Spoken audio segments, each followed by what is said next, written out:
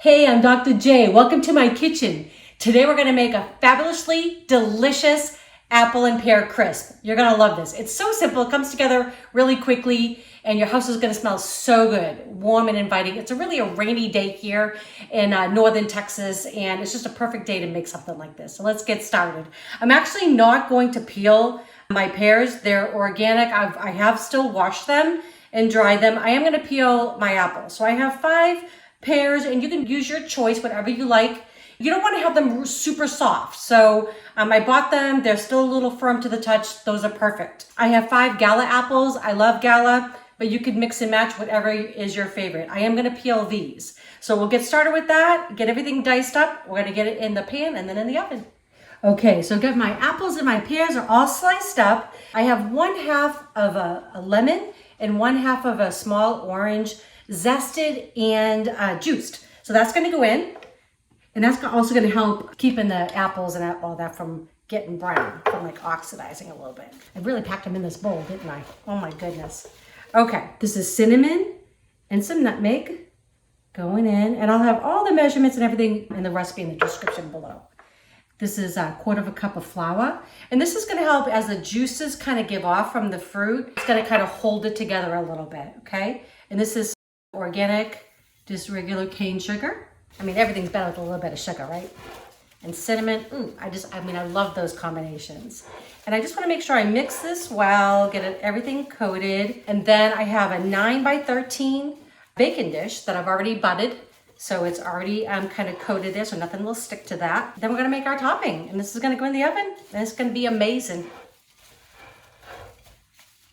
Okay, so we already got our pears and apples in our casserole dish ready for the oven. We're just going to make the topping. So this is 1 stick of cold. This is important, cold. Actually, this is salted butter, so we don't need to add any salt to this. Got some oats, old-fashioned oats going in. Got some light brown sugar and regular cane sugar going in. Both organic. Makes me feel better about eating it. I don't know. Okay, and we've got some pumpkin pie spice. I love this stuff because it's got cinnamon, cardamom. It's got some nutmeg in there, some ginger.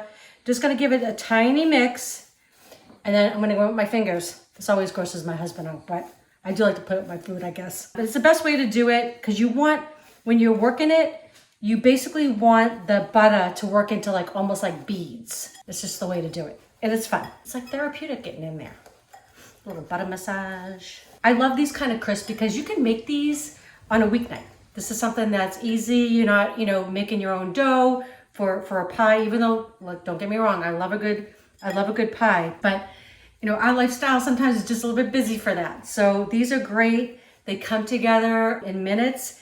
And most of the time we have these ingredients on hand, right? We always have fruit, and sometimes we buy a little bit too much. So why not make a little sweet dessert with it? I'm gonna keep mashing away here, and then we'll get this all on top and we'll get this in the oven. Okay, so my butter and sugar is all mixed together with the oats, and I'm just gonna spread this on top.